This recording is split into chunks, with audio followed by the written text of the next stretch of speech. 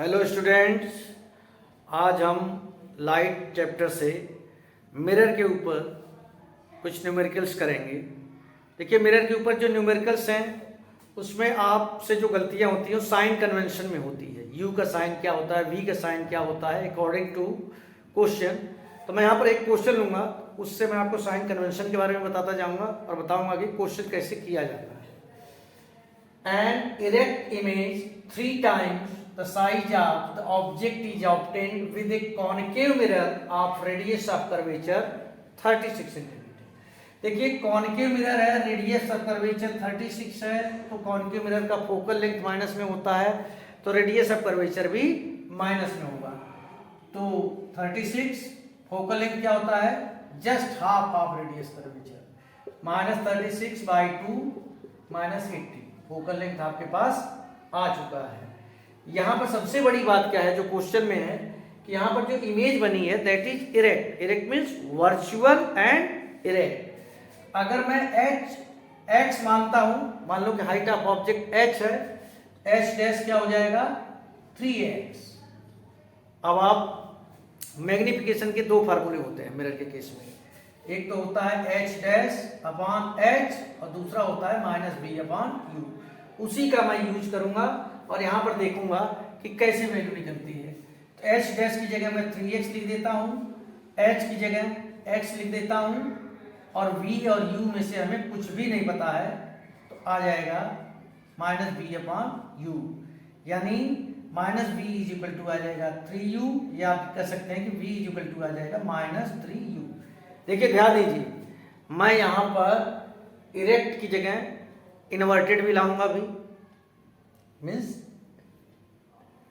Virtual and erect image यहां बन रहा है क्वेश्चन में। अभी मैं क्वेश्चन को चेंज भी करूंगा और आपको बताऊंगा कि जब क्वेश्चन चेंज होता है तो उसके अकॉर्डिंग साइन कैसे चेंज होते हैं।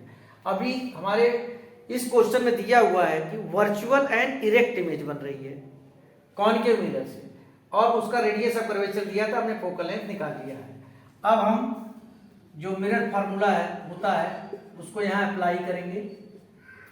तो भाई v की जगह क्या लिख सकते हैं -3u, u की जगह u ही रहने दीजिए, और f की जगह -80। मैं इतना तो समझ सकता हूं कि आप फोकल लेंथ निकालने में गलती नहीं करेंगे और ये जानते होंगे कॉनकेव मिरर का फोकल लेंथ चाहे रियल इमेज बने चाहे वर्चुअल इमेज बने हमेशा माइनस में होता है। खैर, अब यहाँ एलसीएम लेने में कोई गलती नहीं होनी चाहिए। -3u, u है 3u लीजिए, माइनस ऊपर चला जाएगा, -1 + 3 = 1/-80, जिसको आप -1/80 लिख सकते हैं। तो यहाँ आ जाएगा 2/3u = -1/80। तो -3u = 36 और u की वैल्यू आपकी आ जाएगी -12, यानी ऑब्जेक्ट को -12 सेंटीमीटर के डिस्टेंस पे रखा गया है। अगर यहीं पर पूछ लिया जाए कि इमेज कितने डिस्टेंस पे बनी है, देखिए यहाँ v = -3u, तो v की वैल्यू -3 × u 36 सेंटीमीटर, वो भी प्लस में आ रहा है। भाई प्लस में तो आना ही आना है, क्योंकि इरेक्ट इमेज बनी है तो वर्चुअल इमेज बनी है, तो बिहाइंड द मिरर, यानी हमने क्वेश्चन अपनी तरफ से बिल्कुल सही किया है। और अगर मैं पूछूं कि जो कॉनकेव मिरर में 6 केसेस होते हैं, उन 6 केसेस में किस केस का डायग्राम बनेगा, अगर ये डायग्राम बनाने के लिए आ जाए, तो ये बहुत सिंपल सी बात है। देखिए, मैं रफली आपको बताने की कोशिश करता हूँ कि ये पोल होता है, ये फोकस होता है, ये सेंटर ऑफ कर्वेचर होता है। अब यहाँ पर आपने u निकाला है -12, लेकिन सबसे पहले f के पास आते हैं। f है आपका 18, -18 लेफ्ट हैंड साइड में, तो ये 18 है और ये 36 है। तो ऑब्जेक्ट कहाँ रखा गया है 12 पे, यानी कि P और F के बीच, यहाँ तक 18 है तो ऑब्जेक्ट यहाँ रखा गया है। और जब P और F के बीच ऑब्जेक्ट रखा जाता है तो इमेज हमेशा वर्चुअल एंड इरेक्ट आती है एंड बिहाइंड द मिरर बनता है। अब मैं क्वेश्चन को बदलने जा रहा हूँ, मैं इरेक्ट की जगह करने जा रहा हूँ इन्वर्टेड इमेज। देखिए, क्वेश्चन मैंने चेंज कर दिया है, एंड इन्वर्टेड इमेज 3 टाइम्स। बस जो इरेक्ट था वर्चुअल के साथ इरेक्ट आता है, उसकी जगह मैंने इन्वर्टेड कर दिया है, तो इन्वर्टेड के साथ क्या आता है रियल। अब रियल इमेज बन रही है, तो चेंज क्या आ जाएगा, एफ पर कोई फर्क नहीं पड़ने वाला है। मैंने आपको बताया कि चाहे रियल इमेज हो चाहे इन्वर्टेड इमेज हो, फोकल लेंथ वही रहता है, कॉन्केव मिरर का कोई चेंज नहीं होता। तो रेडियस ऑफ कर्वेचर दे रखा था, फोकल लेंथ निकाल लिया। लेकिन अब अगर मैं h को x लूंगा तो h डैश हमारा जो है वो आ जाएगा -3x। और वजह यह है कि इन्वर्टेड इमेज में y एक्सिस के डाउनवर्ड डायरेक्शन में आपको ध्यान रखना होगा कि object distance, image distance focal length के लिए x एक्सिस का यूज किया जाता है और हाइट ऑफ ऑब्जेक्ट और हाइट ऑफ इमेज के लिए y एक्सिस का यूज किया जाता है। इन्वर्टेड इमेज बनी है तो h डैश -x हो गया। फिर से हम वही करेंगे, h dash upon h is equal to -v upon u।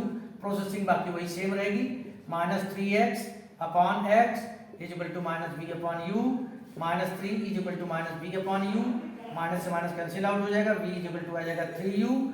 फिर से हम 1 upon v plus 1 upon u is equal to 1 upon f करेंगे तो v की जगह 3u आ जाएगा और एलसीएम लेंगे, 3u एलसीएम आया, 1 plus 3 is equal to minus 1 upon 18, तो 4 upon 3u is equal to -1 upon 18।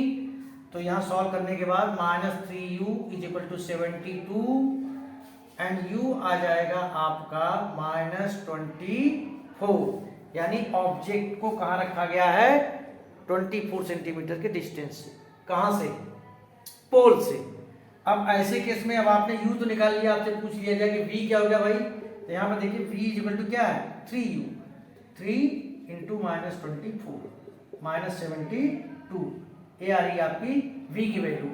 तो पिछले क्वेश्चन में आपका v पॉजिटिव आया था, यहाँ निगेटिव आया। तो भाई रियल इमेज है तो in front of the mirror बनता है, इसलिए v आपका माइनस में ही आएगा। अब एक चीज और यहाँ पर पॉसिबल है। अब देखिए इसका रे डायग्राम मैं आपको बनाने की कोशिश करता हूँ, बताता हूँ कौन सा केस है। पोल है, फोकस है, सेंटर ऑफ कर्वेचर है। फोकस 18 है, यहाँ से यहाँ तक 18 है और यहाँ तक क्या है 36 है। ठीक है भाई, u की वैल्यू क्या है 24, 18 यहाँ तक है, 36 यहाँ पर है। कौन सा केस हुआ, जब u 24 है तो यानी कि ऑब्जेक्ट को c और f के बीच रखा गया है, और जब भी ऑब्जेक्ट को c और f के बीच रखा जाता है तो इमेज कहाँ बनती है, बियॉन्ड c के पीछे बनती है। अगर आपने डायग्राम सीखा है तो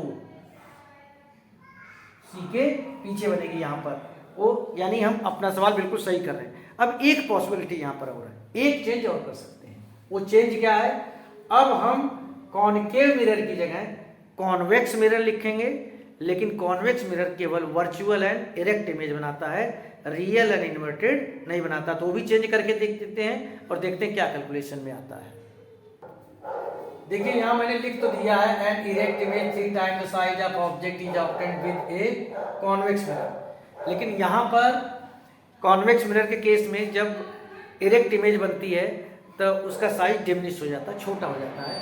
तो मैं यहाँ 3 टाइम्स नहीं लिख सकता, यहाँ पर मैं लिखूंगा एन इरेक्ट इमेज हाफ, क्योंकि छोटा हो जाता ना, half the size of object is obtained with a convex mirror of radius of curvature this.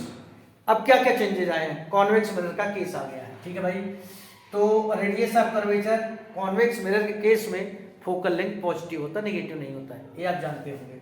वही 36 है, आर एफ हो जाएगा 36 का आधा यानी कि 80। बहुत अच्छी बात है। अब हम एच एक्स लेंगे तो कॉन्वेक्स मिरर हमेशा वर्चुअल एंड इरेक्ट इमेज ही बनाता है। इरेक्ट अगर नहीं भी लिखा होगा, ऐसा क्वेश्चन में लिखा हो an image half the size of object is obtained, तो आप तुरंत समझ जाएंगे भाई कॉन्वेक्स मिरर का केस है। तो जाहिर सी बात है ये केवल वर्चुअल एंड इरेक्ट इमेज बनाता है, रियल इमेज नहीं बनाता है। एच एस एक्स एच हो जाएगा, एच डैश हो जाएगा x/2। फिर से वही फार्मूला लगाएंगे, H dash upon H is equal to -b upon u। तो भाई x/2 upon x is equal to -v upon u, तो 1/2 is equal to -b upon u। इसको आप करेंगे तो u इज इक्वल टू आ जाएगा -2b। ठीक है भाई, अब क्या होता है मेरा formula 1/d plus 1/u is equal to 1/f। v की जगह v को तो v रहने दो, u की जगह आप क्या लिख सकते हैं -2v लिख लिया। f की वैल्यू क्या है +18, एलसीएम लीजिए 2v 1 -2 1/18। देखिए जब ये माइनस आए तो माइनस को ऊपर कर दिया करिए, इससे एलसीएम लेने में कोई दिक्कत ना। तो v और 2v का एलसीएम जो है 2v आ जाएगा। -1/2v is equal to 1/18, 2v is equal to -80। देखिए यहाँ थोड़ी सी कैलकुलेशन मिस्टेक हो गई, जैसे एलसीएम हमने 2v लिया तो यहाँ पर 2 आएगा, क्योंकि v माइनस में आने लग गया था। तो कॉन्वेक्स मिरर के केस में v कभी माइनस में नहीं आता, हमेशा प्लस में आता है, क्योंकि इन्वर्टेड इमेज बनती है। तो 2 और यहाँ पर आएगा -1। तो एग्जाम में अगर आप गलती करते साइन कन्वेंशन का आपको जानकारी है, तो जब आप आंसर निकालेंगे तो साइन से पता चल जाएगा कि आपसे कुछ गलती हो रही है। तो यहाँ बचेगा 1/2v इज इक्वल टू 1/18। ये हो गया, v की वैल्यू हो गई आपकी 9। चलिए आपको एक चीज और सीखने को मिली कि अगर आपसे कहीं कोई कैलकुलेशन मिस्टेक होती है, जैसे हम मुझसे अगर यहाँ कैलकुलेशन मिस्टेक हुई थी एक्चुअल में, तो v की वैल्यू माइनस में आने लग गई, तो दिमाग में आया कि भाई कॉन्वेक्स मिरर तो हमेशा वर्चुअल एंड डायरेक्ट इमेज बनाता है, तो v माइनस में क्यों आ रहा है भाई, v तो बिहाइंड द मिरर बनेगा ना। इसलिए हमने कहा कहीं कैलकुलेशन मिस्टेक हुई तो वो पकड़ी गई चीज, आप भी ऐसे पकड़ सकते हैं। v 9 आ गया, u आप निकाल सकते हैं, u का क्या रिलेशन आया है, u is equal to -2v, -2 into 9। तो आपने देखा, अब इसमें बताने की जरूरत नहीं कि कौन सा डायग्राम बनेगा। दो ही केस होते हैं कॉन्वेक्स मिरर के केस में, एक होता है इन्फिनिटी, जब ऑब्जेक्ट को रखा जाता है तो इमेज बनता है फोकस पर, and between infinity and pole रखा जाता है तो इमेज कहाँ बनता है, बिटवीन पोल एंड फोकस। तो आप देख सकते हैं, वेरीफाई भी कर सकते हैं इस चीज को कि आप सही हैं कि नहीं सही हैं। यहाँ देखिए फोकस कितना है भाई, 18, तो यहाँ तक तो 18 है भाई, और यहाँ तक है 36, ठीक है। अब कोई ऑब्जेक्ट आता है यूं, और u की वैल्यू क्या आई है, u की वैल्यू आई है -18, यहाँ रखा आपने। f की वैल्यू क्या दे रखी है, f की वैल्यू भी आपकी है 18, यहाँ पर रखा आपने, क्योंकि यहाँ आएगा तो यहाँ तक। दूसरी ऑब्जेक्ट अगर आपने यहाँ रखा है, और दूसरे को आप ऐसे सोचेंगे सेंटर ऑफ कर्वेचर से सीधे कोई लाइन जा रही है, तो अगर इससे जाएगी तो इसी पर वापस भी जाएगी, फिर इन दोनों का इंटरसेक्शन कहाँ होगा, बिटवीन p एंड f। तो v की वैल्यू जो होनी चाहिए वो 18 से कम आनी चाहिए। देखिए v की वैल्यू यहाँ पर 9 आई हुई है। ऑब्जेक्ट को 18 सेंटीमीटर के डिस्टेंस पे जब रखा, image virtual and direct image बनी behind the mirror at the distance of 9 centimetre.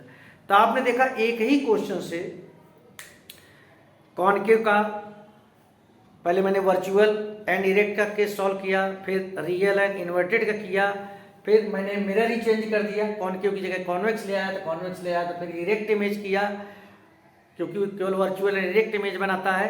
तो ऐसे करके साइन कन्वेंशन, भाई कॉनकेव मिरर के केस में 2 साइन कन्वेंशन आपको समझने होते हैं, और कॉन्वेक्स के केस में केवल 1।